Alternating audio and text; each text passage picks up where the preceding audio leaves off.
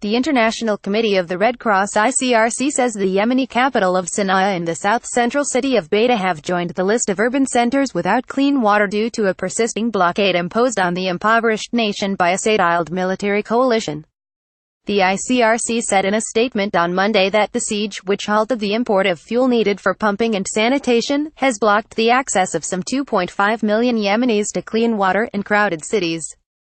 Geneva-based humanitarian institutions spokeswoman, Yolanda Jacquemet, said in the statement that the lack of access to clean water was putting the Yemenis at risk of another major outbreak of waterborne diseases, similar to the deadly cholera outbreak that has claimed the lives of at least 2,200 Yemenis since April.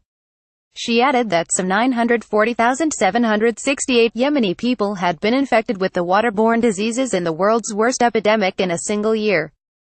Jacquemet also warned that other cities of the Arab country are running out of fuel, which is necessary to run pumping and sanitizing machines. The water and sewage systems in Damar and Emran are now providing only half the normal coverage, Jacquemet further said. Back on Friday, the ICRC said in a similar statement that the Yemeni cities of Taiz, Saada and Hodeidah were deprived of clean water and sanitation, warning of a renewed cholera outbreak. Saudi Arabia has been ceaselessly pounding Yemen since March 2015 in an attempt to crush the popular Houthi Ansarullah movement and reinstate the former president, Abd Rabbuh Mansur Hadi, a staunch ally of the regime in Riyadh. Latest figures show that the war has so far killed over 12,000 Yemenis and wounded thousands more. The Saudi aggression has also taken a heavy toll on the country's facilities and infrastructure, destroying many hospitals, schools, and factories.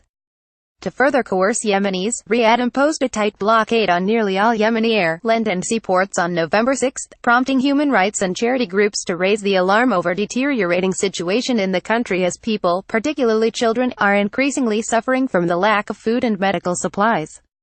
On Thursday, 3 of the United Nations agencies, the World Food Programme, UNICEF and the World Health Organization, in a statement made a fresh plea for the Saudi war machine to remove its blockade on the impoverished nation, warning that without aid shipments, untold thousands of innocent victims, among them many children, will die. They further warned that even if the blockade was only partially removed, an additional 3.2 million people would be pushed into hunger.